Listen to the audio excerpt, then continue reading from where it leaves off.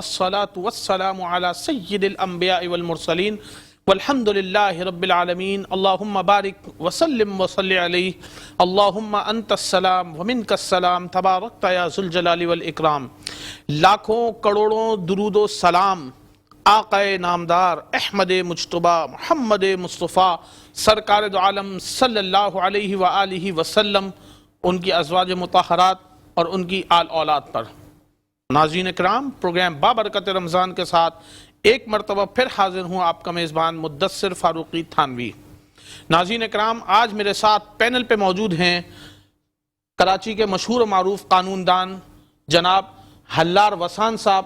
آپ نے برطانیہ سے بیرسٹر کی ڈگری لی۔ آپ سندھ ایگریکلچر منسٹر جناب منظور وسان صاحب کے بیٹے بھی ہیں۔ ان کی بڑی خدمات رہیں آپ کے والد صاحب کی جب وہ وزیر داخلہ تھے، اور اب الحمدللہ وہ ایگریکلچر کو دیکھ رہے ہیں بطور منسٹر۔ آپ کی بڑی خدمات ہیں بطور قانون دان، آپ کراچی کے اندر اپنے فرائض انجام دے رہے ہیں۔ میرے ساتھ موجود ہیں پینل کے اوپر جناب مولانا اسد یاسین صاحب، بہترین مبلغ اسلام ہیں، بہترین فقہ کے اوپر نظر رکھتے ہیں۔ آپ کا بہت شکریہ، آپ تشریف لائے۔ میرے ساتھ موجود ہیں کراچی نہ صرف پاکستان بلکہ پاکستان سے باہر دنیا بھر میں سنے جانے والے مشہور و معروف نعت خواں جناب حافظ حامد رضا قادری صاحب۔ میرے ساتھ پینل پر موجود ہیں شیخ سعد نعمانی اکیڈمی سے جناب قاری محمد انصار صاحب۔ ان سے گزارش بھی کروں گا کہ آپ قرآن پاک کی تلاوت سے میرے پروگرام کا آغاز کریں۔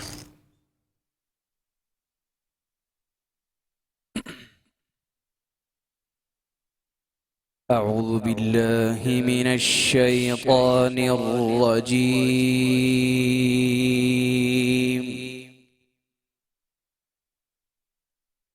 بسم اللہ الرحمن الرحیم۔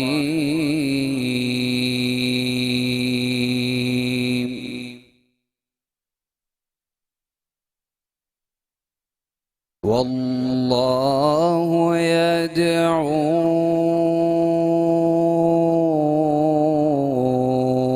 إلى دار السلام ويهدي من يشاء إلى صراط مستقيم،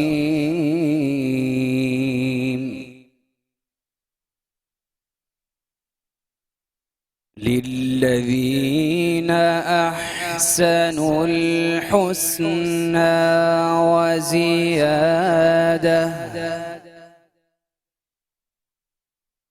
ولا يرهق وجوههم قتر ولا ذلة،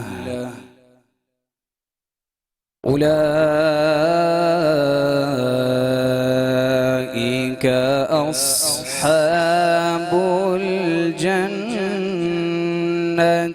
هم فيها خالدون،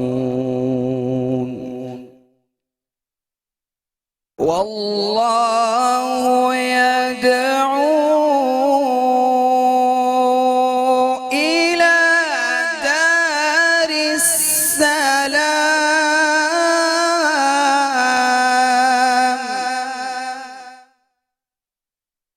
ويهدي من يشاء إلى صراط مستقيم،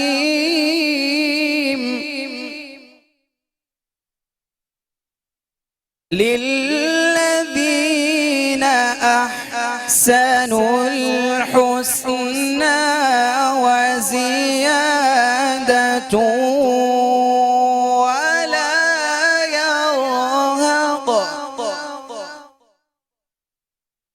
ولا يرهق وجوههم ترهقهم ذلة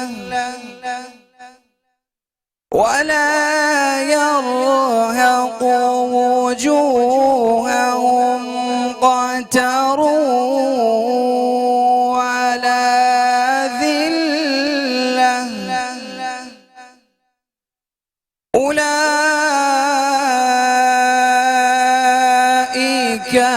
أصحاب الجنة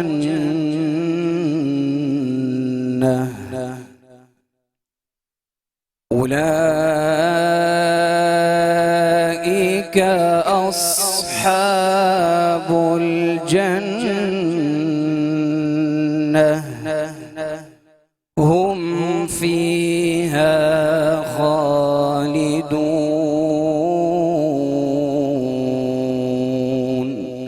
صدق الله العظيم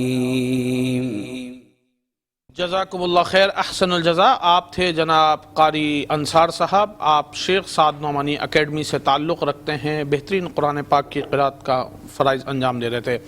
ناظرین کرام، دنیا میں ہر آدمی چاہتا ہے کہ کسی اپنے سے اوپر والے کے ساتھ تعلقات بنائے جائیں، ہر آدمی اس سے ملنا جلنا چاہتا ہے، اس کے ساتھ رہنا چاہتا ہے تاکہ وہ لائم لائٹس میں رہے۔ ناظرین کرام، کوئی صدر کے ساتھ، کوئی وزیروں کے ساتھ، کوئی گورنر کے ساتھ، اور کوئی کسی بھی قسم کے رتبے میں جو اس سے اعلیٰ ہو اور عہدے پہ فائز ہو، ہر آدمی اس کے ساتھ کسی نہ کسی طریقے سے جڑا رہنا چاہتا ہے۔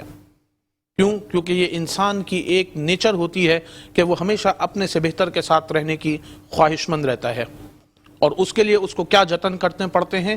یقیناً اس کو اس کے گھر آنا جانا پڑتا ہے، ملنا جلنا پڑتا ہے، اس کے ساتھ رہنا پڑتا ہے، اس کے ساتھ وہ تصاویر اتروانا چاہتا ہے، اس کے ساتھ کسی نہ کسی قسم کے ساتھ جڑے رہنا چاہتا ہے۔ کیوں؟ کیونکہ اگر اس آدمی کی عزت ہے تو یقیناً جو یہاں ہوگا وہ اس کے ساتھ رہتے رہتے اس کی بھی کوئی عزت بن جائے گی۔ اگر آپ اسی طریقے سے دیکھ لیجئے تو جتنی وزیر کی عزت ہوتی ہے اتنی اس کے مشیر کی عزت ہوتی ہے، کیونکہ وہ وزیر کے ساتھ جڑے رہنا چاہتا ہے۔ جتنے صدر کسی بھی ملک کے صدر کی عزت ہوتی ہے اتنی اس کے صدر کے ساتھ رہنے والے مشیر کی، اس کے اسٹاف کی عزت ہوتی ہے، کیونکہ اس کا تعلق صدر کے ساتھ ہوتا ہے۔ شاید اس کی اپنی ذاتی حیثیت کچھ نہ ہو، لیکن کیونکہ وہ صدر یا وزیر اعظم کے ساتھ ساتھ رہتا ہے تو دنیا بھی اس کو عزت کرتی ہے۔ ناظرین کرام، یہ سارے رشتے، یہ سارے معاملات دنیاوی طور پہ ہیں۔ جو چیز سب سے زیادہ ضروری ہے تعلق جوڑنے کے لیے وہ ہے انسان کا اللہ رب العالمین کے ساتھ تعلق جوڑنا۔ اس کے لیے اللہ تعالیٰ نے بے شمار عبادات بتائیں، جس میں جو سب سے بہتر اور سب سے افضل عبادت ہے وہ نماز ہے۔ نماز ایک وہ عبادت ہے جو ہر دن میں انسان 5 مرتبہ ادا کرے تو انسان کا تعلق اللہ کے ساتھ جڑا رہتا ہے۔ ناظرین کرام، رمضان شریف سال میں 1 مرتبہ آتا ہے، روزے سال میں 1 مرتبہ رکھے جاتے ہیں، حج سال میں 1 دفعہ آتا ہے، لوگوں کو زندگی میں 1 مرتبہ نصیب ہوتا ہے، اور بہت ساری ایسی عبادات ہیں، چاہے وہ تراویح ہو یا کوئی زکوٰۃ جیسا معاملہ ہو یا کچھ ایسے معاملات ہوتے ہیں جو انسان زندگی میں بہت کم مرتبہ عبادات میں لاتا ہے، یا شاید حج جیسی عبادات جو مہنگی سے مہنگی ہوتی جا رہی ہیں، زندگی میں 1 یا 2 مرتبہ لوگ ادا کر سکتے ہیں۔ ناظرین کرام، یہ نماز ایک ویسی عبادت ہے جو انسان کو اللہ کے ساتھ جوڑے رکھتی ہے۔ آپ نماز کو صرف فرض سمجھ کے ادا نہ کیجئے، اس کو شوق سمجھ کے ادا کیجئے۔ ان الصلاۃ کانت علی المؤمنین کتابا موقوتا، کہ اللہ رب العالمین نے لوگوں کے لیے نماز کو اپنے وقت مقررہ کے اوپر پڑھنے کا حکم دیا۔ کیا ہی اچھی بات ہو، آپ کے گھر پہ دعوت ہو، ہم اس کے مہمان ہوں، وقت پہ حاضر ہوں تو میزبان کا دل بڑا ہو جاتا ہے۔ ناظرین کرام، وہ کہتا ہے کہ دیکھو میں نے فلاں وقت فلاں مہمان کو بلایا اور وہ وقت مقررہ کے اوپر حاضر ہوا۔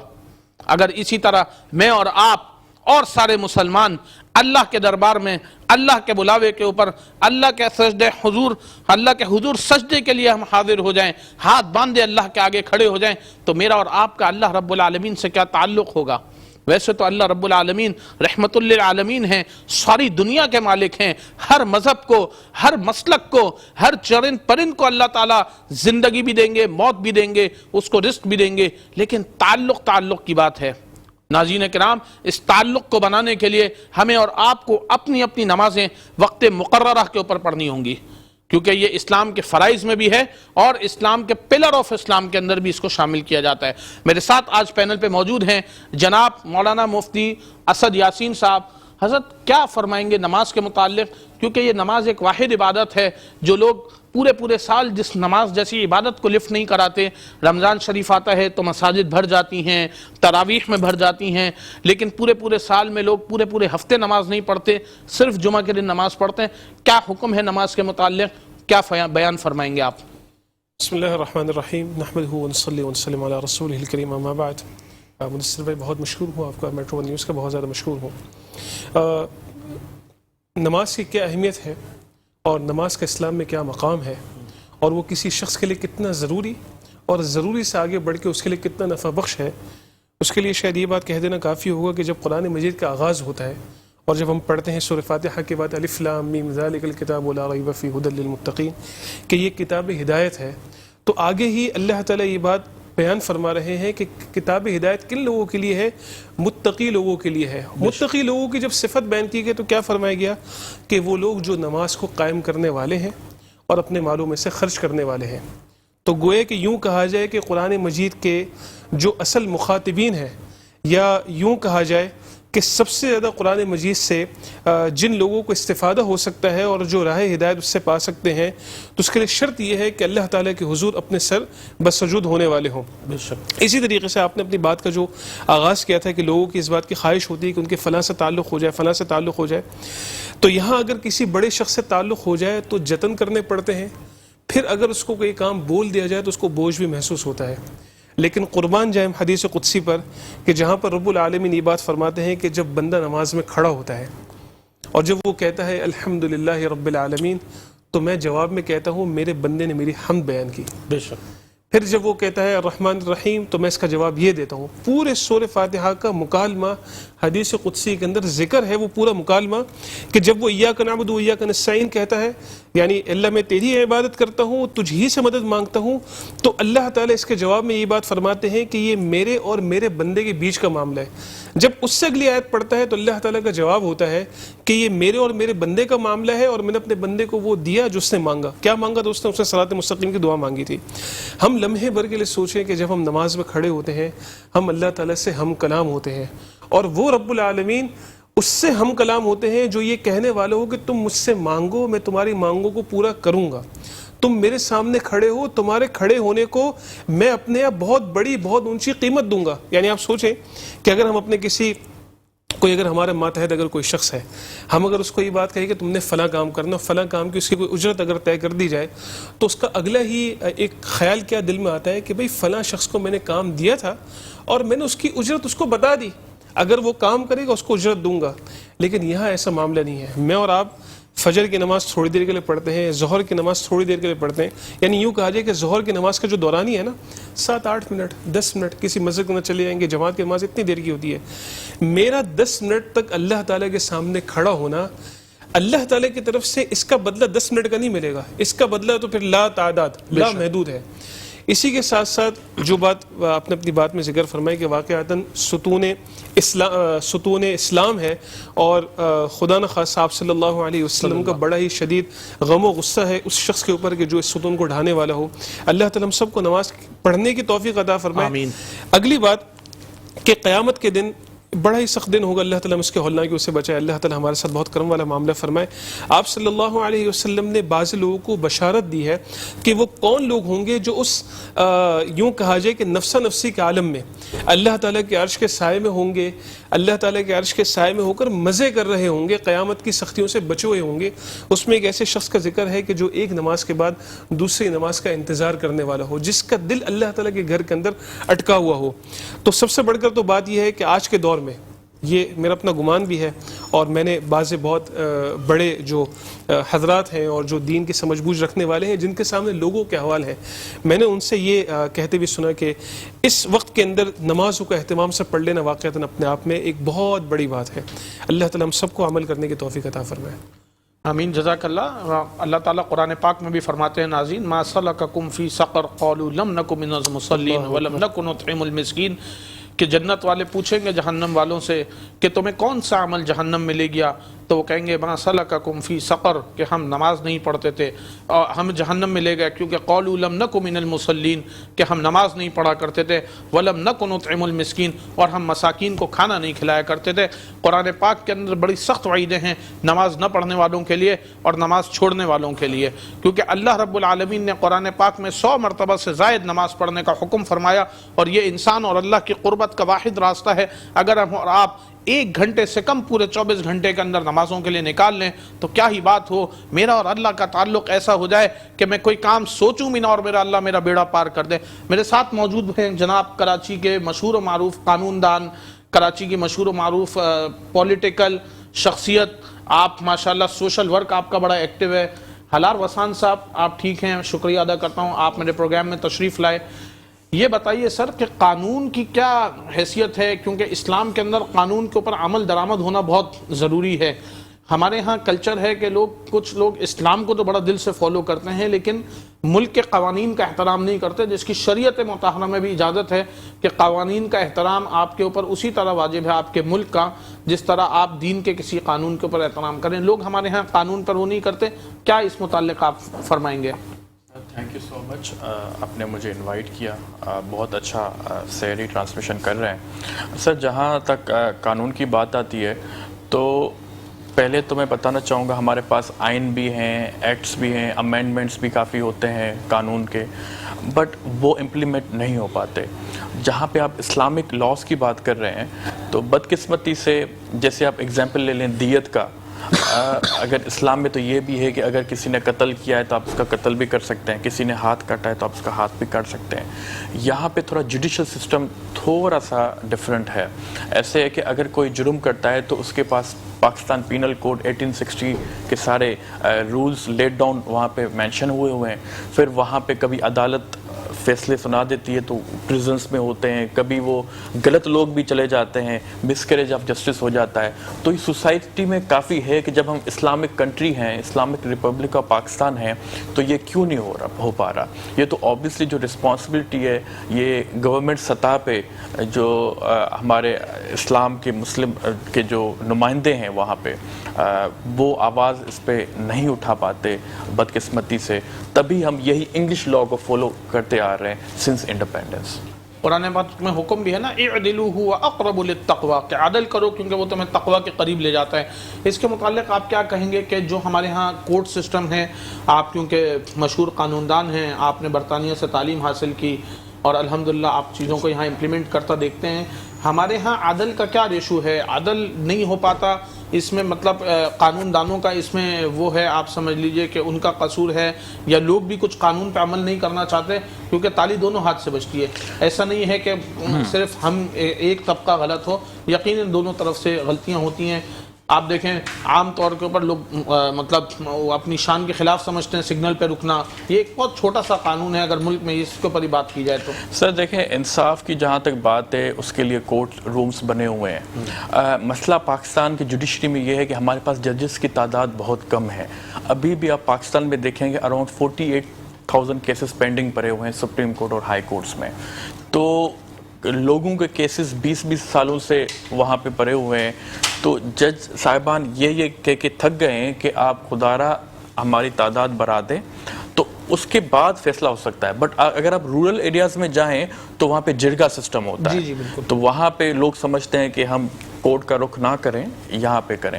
باقی سر جو آپ بات کر رہے ہیں، جیسے آپ نے سگنل کی بات کی، ہر غریب طبقے کا ہو یا امیر طبقے کا ہو، ہر کوئی چاہتا ہے کہ ہم رولز کو تو دلی طور سے فالو کریں بٹ امپلیمنٹ کرتے نہیں ہیں۔ اب جیسے مجھے بھی کہیں اگر سگنل کھلا ہوا ملے گا، ایون بند بھی ہوگا، گاڑی نہیں ہوگی تو میں آگے چلا جاؤں گا۔ تو جب میں خود ہی یہ کام کروں گا تو جو ہمارے فرینڈس ہیں، دوست ہیں، کولیگس ہیں، تو وہ بھی یہی کریں گے۔ جب کوئی بڑا سوسائٹی میں کرتا ہے تو جیسے ہمارے اگر بیٹے ہیں، بیٹیاں ہیں، وہ بھی یہی کام کریں گے۔ تو عموماً اگر دیکھا جائے جوڈیشل سسٹم کا کافی فقدان ہے۔ اگر آپ اس میں برطانیہ کی بات کریں گے، جیسے میں وہاں پہ UK میں تھا، تو وہاں پہ کیسز جو تھے وہ جو پینڈنگ تھے وہ جلدی سارٹ آؤٹ ہو جاتے تھے، ان کا جو ڈیسیجن تھا ودن 6 months آتا تھا۔ یہاں پہ آپ اتنے سالوں سے کیسز زیر التماع ہیں، اور اس کی بعد وجوہات یہ ہے کہ جسٹسز نہیں ہیں، اور اگر حکومت بھی نہیں چاہتی کہ ججز بڑھیں، اگر بڑھیں گے تو پھر وہ کیسز جلدی سارٹ آؤٹ ہو جائیں گے. جی ناظرین، بہت ہی اچھی بات فرما رہے تھے بیرسٹر حلار وسان صاحب. آپ مشہور و معروف والد جناب منظور وسان صاحب کے صاحبزادے بھی ہیں جو ایگریکلچر منسٹر آف سندھ ہیں. چلتے ہیں ایک بریک کی طرف ناظرین. آپ دیکھ رہے ہیں پروگرام بابرکت رمضان. میں ہوں آپ کا میزبان مدثر فاروقی. ایک چھوٹے سے وقفے کے بعد دوبارہ حاضر ہوتے ہیں. جی ناظرین، ویلکم بیک. آپ دیکھ رہے ہیں پروگرام بابرکت رمضان. میں ہوں آپ کا میزبان مدثر فاروقی. حضرت یہ بتائیے کہ جو فلسفہ نماز کیا ہے، پہلی بات. اور دوسری بات مجھے بتائیے کہ آج کل ہمارا نمازوں کے اندر دھیان نہیں لگتا. نماز تو پڑھ رہے ہیں، ہاتھ تو باندھے کھڑے ہوئے ہیں، لیکن دل و دماغ جو ہے وہ آپ کا اپنی کاروباری اور زندگی کی جو دیگر مصروفیات ہیں اس میں ہر وقت لگا رہتا ہے. کیا فرمائیں گے اس کے متعلق؟ نماز کو خشوع و خضوع کے ساتھ کیسے پڑھا جائے؟ مدثر بھائی، اس میں دیکھیں، سب سے پہلی بات تو یہ ہے کہ جو نماز ہے وہ اظہار بندگی کی سب سے اعلیٰ صورت ہے. یعنی اگر ہم اپنے دنیاوی رویوں کے اندر ہم دیکھتے ہیں نا، تو ہم کسی کی منت سماجت کے لیے سبھی کچھ کر ڈالتے ہیں، لیکن ایک چیز جس پر ہمارا دل کبھی آمادہ نہیں ہوتا اور شاید کبھی بھی آمادہ نہ ہو، وہ یہ ہے کہ اگر کوئی شخص ہم سے کہے کہ تم میرے سامنے اپنا سر رکھ دو. لیکن بات یہ ہے کہ اللہ تعالیٰ کے سامنے ہم اپنا سر فخر سے رکھتے ہیں، اور وہ سب سے خوبصورت حیت ہوتی ہے جس میں اللہ تعالیٰ بندے کے سب سے زیادہ قریب ہوتا ہے. اور یہ بات حدیث کے اندر اس کا ذکر ہے کہ اللہ تعالیٰ کو جو ہے نا وہ حالت بہت زیادہ پسند ہے. قرآن مجید کے اندر خدا نخواستہ اس بات کے اوپر غصہ بھی ہے کہ جو لوگ دنیا کے اندر اپنی کمر کو، اپنے سر کو نہیں جھکائیں گے، تو قیامت کے دن جب ان کی خواہش ہوگی نا کہ ہم یہ سب کچھ کریں، تو قرآن مجید کی آیت ہے جس کا مفہوم کچھ اس طریقے کا ہے کہ اللہ تعالیٰ ان کی کمر کو جو ہے نا ایسا سیدھا کر دیں گے اور وہ جھک نہیں سکیں گے اللہ تعالیٰ کے سامنے. کیوں؟ کیونکہ جب وقت تھا، جس موقع پر اللہ تعالیٰ نے کرنے کو کہا تھا آپ کو، اس وقت آپ نے نہیں کیا. تو اب آج یہ عمل کا موقع نہیں ہے، اب آج تو پھر نتیجہ نکلنے کا موقع ہے. اللہ تعالیٰ ہم سب کو سکھانا کہ اسے بچائے. تو نماز کے اندر تو سب سے پہلی بات یہ ہے کہ آپ نماز کے اندر اللہ تعالیٰ سے آپ یہ اس بات کا اقرار کرتے ہیں کہ الہ العالمین، میرا سب کچھ تیری ہی ہاتھ میں، ان صلاتی نسکی محیایا مماتی، میری زندگی، موت، کھانا پینا سب کچھ. نماز میں دھیان کا نہ لگنا. واقعتاً ہم ایک بہت ہی زیادہ مصروف ترین شہر کے اندر رہتے ہیں. اس چیز کا جو تعلق ہے وہ ہماری روزمرہ کی مصروفیات سے بھی ہے. تو حدیث کے اندر اس بات کا ذکر ہے کہ آپ صلی اللہ علیہ وسلم سے ایک صحابی نے، دیکھیں اس سے ایک بات یہ سمجھ آتی ہے کہ یہ سارے معاملات صحابہ کے ساتھ بھی رہے ہیں. انہوں نے اللہ کے رسول سے سوال کیا کہ اللہ کے رسول نماز پڑھ رہے ہیں اور دھیان جو نا وہ ادھر ادھر چلا جاتا ہے. تو آپ صلی اللہ علیہ وسلم نے یہ بات فرمائی کہ یہ شیطان کی طرف سے ایک رخنہ ہے کہ وہ رخنہ تمہاری نماز میں ڈالتا ہے، لیکن اس کی وجہ سے نماز نہ پڑھنا، نماز کو چھوڑ دینا یہ مناسب نہیں ہے. آپ نماز پڑھیں گے، فرض آپ کے ذمے سے ضرور ساقط ہوگا، اور اللہ تعالیٰ سے اجر کی امید رکھ کر ہی آپ نے نماز میں حاضری لگتے رہنا چاہیے تاکہ اللہ تعالیٰ کو لگے کہ ہاں بھائی میرا بندہ تو حاضر ہو رہا ہے. نماز چھوڑنے سے بہتر ہے کہ آپ نماز ضرور پڑھیں. کچھ وضو کے فرائض کے اوپر بتائیے حضرت، کیونکہ بہت سارے لوگوں کو آج تک زندگی گزر گئی لوگوں کو وضو کے فرائض نہیں پتا. دیکھیں، وضو کے جو فرض ہیں نا، جو فرض جس کے بغیر وضو ہو ہی نہیں سکتا، وہ آپ کے چہرے کو دھونا ہے.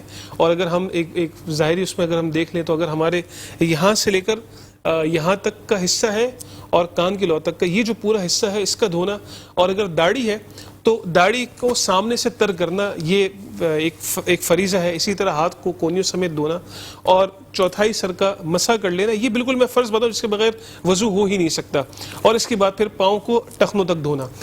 اس کے علاوہ پھر شروع میں بسم اللہ کا پڑھنا ہے، پھر کلی کرنا ہے، ناک میں پانی ڈالنا ہے، یہ ساری وہ سنتیں ہیں. اسی طرح وضو کے اندر بعض چیزیں ہیں جو اچھی. ایک سوال آپ سے کرنا چاہوں گا، میرے ناظرین کے بھی ذہن میں یہ سوال ہوگا. میں ایک دفعہ ایک جگہ مسجد میں تھا، تھوڑے پسماندہ علاقے میں تھی، تو اس کو وہ بھی بتائیں گے کہ تو اس میں نے اس کو دیکھا کہ ایک بندے کو نا وہ وضو کر رہا تھا لیکن وہ کلی نہیں کر رہا تھا اور ناک میں پانی نہیں ڈال رہا تھا. تو میں نے اس کو بولا کہ بھائی تم یہ تو کرو. تو اس نے کہا کہ اس کے بغیر نماز ہو جائے گی کیونکہ پانی گدلا آ رہا تھا. صاف پانی کا بھی بڑا مسئلہ ہے نا ہمارے شہر کے اندر، صاف پانی ہر جگہ میسر نہیں ہے. آپ دیکھیں کہ جیسے کراچی کے جو بڑے علاقے ہیں وہاں تک پہ کھارا پانی آتا ہے. آپ چھوٹے علاقوں کی تو بات چھوڑ دیں، امیر ترین علاقوں کی بات اگر کی جائے تو وہاں پہ بھی کھانا پانی آتا ہے. تو اس کو میں نے کہا تو اس نے کہا کہ یار یہاں نا پانی صاف نہیں آتا تو مجھے گلے میں خراش ہوتی ہے. تو اس کے بغیر کیا آپ کیا جو میں آپ سے ذکر کیا نا کہ وضو کے جو فرائض ہیں تو فریضہ تو یہی ہے. فریضے کے اندر کلی نہیں ہے، فریضے کے اندر ناک کے اندر پانی ڈالنا نہیں ہے، وہ ساری انگلیوں کا خلال کرنا، فلاں کرنا، یہ سب چیزیں، ہاتھوں کو یہاں تک دھونا، یہ سب چیزیں فریضے کے اندر نہیں ہے. یعنی اس کے بغیر آپ کا وضو ہو جاتا ہے. اور ان سب چیزوں کا کرنا آپ صلی اللہ علیہ وسلم کی سنت مبارکہ ہے. عمل جہاں تک ہو سکے اس کے اوپر عمل کرنا چاہیے. اگر کہیں پانی کا مسئلہ ہو تو جی کہیں پانی کا مسئلہ ہے, ظاہر سی بات کہیں پانی کا مسئلہ ہے تو وہاں اس کو چھوڑا بھی جا سکتا ہے اگر آپ کو کلی کرنے کا کوئی مسئلہ ہے. ناظرین کرام, کیا ہی خوبصورت بات ہو جس طرح رمضان شریف کے اندر ہم لوگوں نے مساجد کو اپنا گھر بنایا ہوا ہے. صبح فجر سے لے کے رات عشاء تک بھاگ بھاگ کے مسجدوں کے اندر نماز ادا کی جا رہی ہے.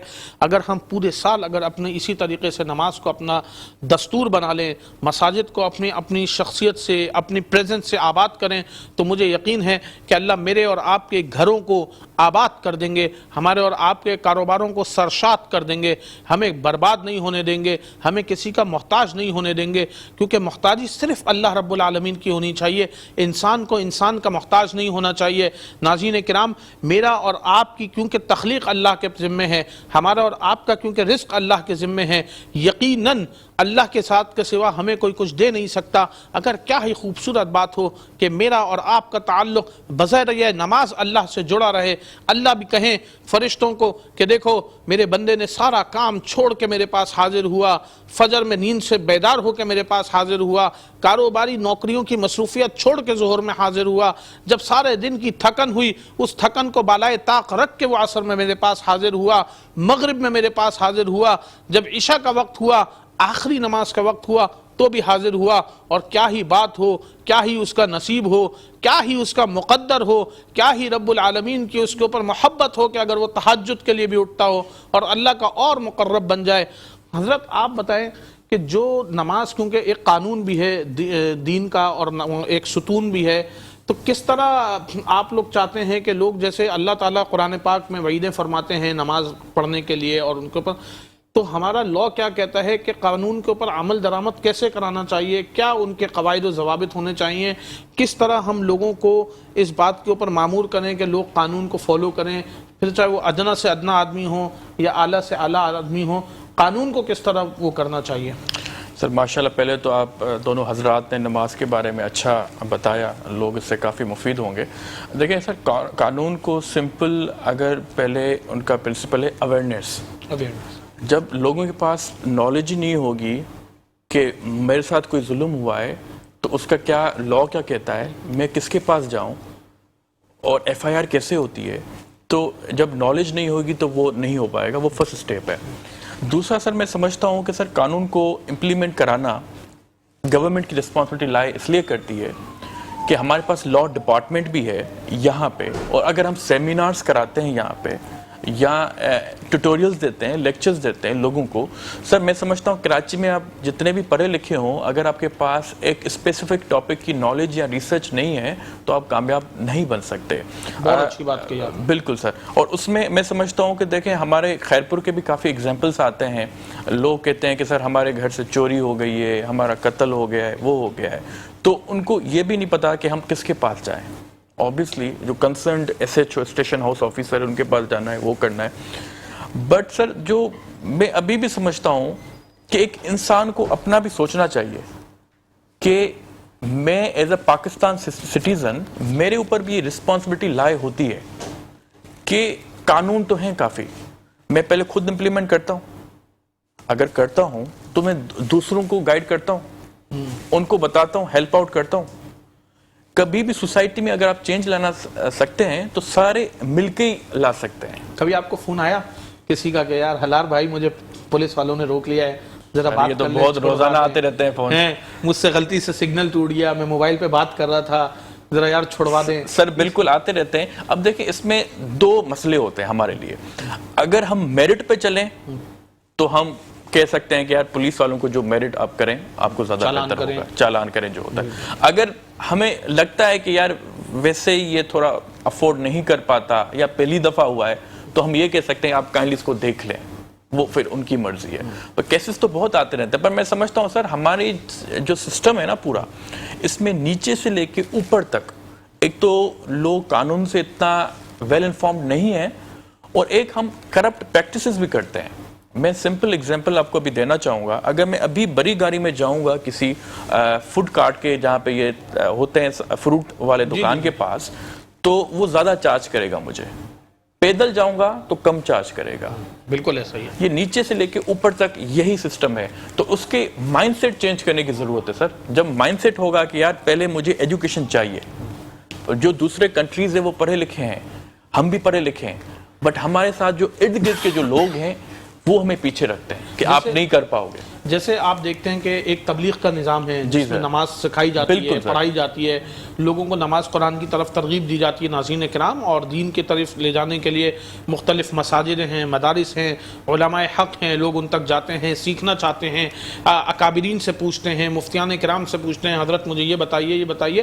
اس میں یہ بتائیں کہ جو آپ کے ہاں کون سا ادارہ ایسا ہے کہ جس سے انسان آئے اور عام اویئرنیس سیکھے؟ مطلب یقیناً اگر ایک آدمی ایس ایچ او ہے یا کسی بھی رینک پر ہے تو ظاہر ہے وہ تو بیچارے نے 8 گھنٹے اپنی نوکری دینی ہے, وہ وہاں بیٹھ کے اس کو اگر اویئرنیس دینے بیٹھ جائے گا تو وہ اپنے 8 گھنٹے تو کام نہیں کر سکتا. سر اویئرنیس پولیس کا کام نہیں ہے, اویئرنیس جو وہاں کے ریپرزینٹیٹیوز ہیں. اب فار انسٹنس اگر جو میرے پاس کال آئے گا تو میں ان کو یہی ہدایت کروں گا کہ آپ ایس ایچ او کے پاس جائیں, اگر کوئی مسئلہ ہو تو آپ مجھ سے بات کروائیے گا. یہ ہر چیز, ہر پہلو میں سر یہ باتیں ہیں. اگر یہ تو ہو گئی پولیس کی بات. فار انسٹنس اگر کسی نے کوئی جرم کیا ہے, اگر کسی نے کوئی سگنل توڑا ہے, اگر کسی نے چوری کی ہوئی ہے, تو وہ سارے انٹر ریلیٹڈ ہیں آپس میں. بٹ یہی بات سر اگر میں اس کو تھوڑا دوسرے پہلو میں لے کے جاؤں, جو آپ نے نماز کی بات کی, اسلام میں فرض ہے 7 یا 8 سال کا ہو تو آپ اس کو نماز پڑھانا شروع کر دیں. تو یہ پیرنٹس کی رسپانسبلٹی ہوتی ہے نا, وہ سمجھتے ہیں کہ یار ہمارا بیٹا ہے, ہماری بیٹی, ہم اس کو سکھائیں گے تو ہم ہی مستفید ہوں گے فیوچر میں. تو اس لیے اگر سر ہم یہ اپنے بھائیوں کی ہیلپ نہیں کریں گے کہ یار آپ غلط کر رہے ہو, آپ صحیح کر رہے ہو, جب تک ہم ان کو انفارم نہیں کریں گے, جب ہم تک ان کو بتائیں گے نہیں, تو وہ پھر کیسے سیکھیں گے؟ آپ نے اگزامپل کی دی, آپ کو وضو کسی کو نہیں آ رہا تھا, آپ نے ان سے پوچھا, بٹ سر نے کہا وہ فرض نہیں ہے, سنت ہے, تو وہ تو الگ بات ہے. بٹ کہنے کا مقصد یہ ہے کہ سر جو بڑے ہوتے ہیں نا, ان کا شفقت کا ہاتھ ہونا چاہیے, اور اگر وہ سچے ہیں, ایماندار ہیں, آنیسٹ ہیں, لویل ہیں, اور کسی کی ہیلپ کرنا چاہتے ہیں, تو اس سے ہی معاشرہ چینج ہوتا ہے. جنت کا شوق رکھتے ہوں اور اگر جہنم سے خوف رکھتے ہوں, جنت کا شوق رکھتے ہوں, جہنم کا خوف رکھتے ہوں, تو یقیناً وہ نماز کا ذوق رکھتے ہیں. ناظرین کرام, بہت اچھی بات بتا رہے ہیں جناب بیرسٹر حلار وسان صاحب. میرے ساتھ موجود ہیں پینل پہ جناب مولانا اسد یاسین صاحب. ہم چلتے ہیں ایک چھوٹے سے وقفے کی طرف, وقفے کے بعد ایک مرتبہ پھر حاضر ہوں گے. کہیں مت جائیے, آپ دیکھ رہے ہیں پروگرام بابرکت رمضان. میں ہوں آپ کا میزبان مدثر فاروقی. جی ناظرین, ویلکم بیک. ایک مرتبہ پھر حاضر ہیں آپ کے پروگرام بابرکت رمضان میں. میں ہوں آپ کا میزبان مدثر فاروقی. حضرت یہ بتائیے, آپ کے نماز کے اہتمام کی کیا برکات ہیں؟ نماز کا کیسے اہتمام کرنا چاہیے؟ اس کے کیا فوائد ہیں؟ کیا زندگی میں اثرات مرتب ہوتے ہیں؟ نماز پڑھنے سے انسان باوضو بھی رہتا ہے, خشوع و خضوع میں بھی رہتا ہے, خوف خدا بھی رہتا ہے, جنت کا شوق بھی رہتا ہے, جہنم سے خوف بھی رہتا ہے. اس میں کوئی شک نہیں ہے کہ جب انسان بار بار اللہ کے ساتھ جڑنا ہو تو وہ غلط کاموں سے یقیناً وہ رکھتا ہے, کیونکہ ہر نماز میں وقفہ کم ہے. زور سے عصر میں 2-3 گھنٹے ہیں, عصر سے مغرب میں 2 گھنٹے ہیں, مغرب سے عشاء میں 1.5 سے 2 گھنٹہ ہے. تو انسان چاہتا ہے کیونکہ میں باوضو رہوں یا میں اس حالت میں رہوں کہ میں دوبارہ نماز پڑھوں. کیا اس متعلق آپ بیان فرمائیں گے؟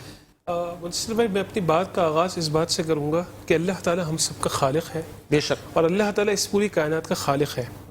سادہ سی مثال ہے کہ جب کوئی کمپنی کوئی گاڑی بناتی ہے تو وہ اس کے استعمال کا طریقہ کار ایک تیار کرتی ہے, اور وہ یہ بات بتاتی ہے کہ اگر اس کو اس طریقے سے, اس قانون کے تحت فلاں طریقے سے اگر استعمال کیا گیا تو یہ اس طریقے سے لمبا چلے گی, اور اگر آپ نے فلاں کام اس میں اس طریقے سے کر دیا تو یہ گاڑی خراب ہو جائے گی. ہم قربان جائیں کہ اللہ تعالیٰ نے اس پورے نظام کو لفظ کن سے اتنا پرفیکٹ بنایا ہے, اور اللہ تعالیٰ نے جب مجھے آپ کو بنایا تو یہ جتنی سب چیزیں, میں کوشش کروں گا اپنی بات کو حلار صاحب کی بات سے لنک کروں, کہ یہ جو سوسائٹی کے جتنے حالات, معاملات, قانون, عدالت, یہ جتنی ساری چیزیں ہیں, اللہ تعالیٰ نے اس پوری کائنات کو یا انسانوں کی اس نگری کو شکل ہی ایسی دی ہے کہ اس کے علم میں یہ بات تھی کہ یہ سب کچھ ہوگا. یہاں پر کچھ غلط کام بھی ہوں گے, یہاں چوری بھی ہوگی, اور یہاں کچھ اچھے کام بھی ہوں گے, یہاں فلاں بھی ہوگا, سب چیزیں ہوں گی. نماز کو دن کے اندر 5 دفعہ یعنی صبح سے لے کر رات تک وضع کرنے کا میرے خیال میں شاید ایک بہت اہم نقطہ یہ بھی ہے کہ حلار صاحب کا ایک براہ راست تعلق قانون سے ہے, براہ راست تعلق عدالتوں سے ہے, اور براہ راست تعلق ان اداروں سے ہے. جب کوئی شخص, ہم لمحے بھر کے لیے تصور کریں کہ جس کے ہاتھ میں قانون کا قلم ہے, جس کا ایک لکھنا کسی کی جان کو ختم بھی کر سکتا ہے, کسی کے مال کو کسی اور کے حوالے بھی کروا سکتا ہے. دیکھا جائے اگر یہ قلم خدا نہ خاصا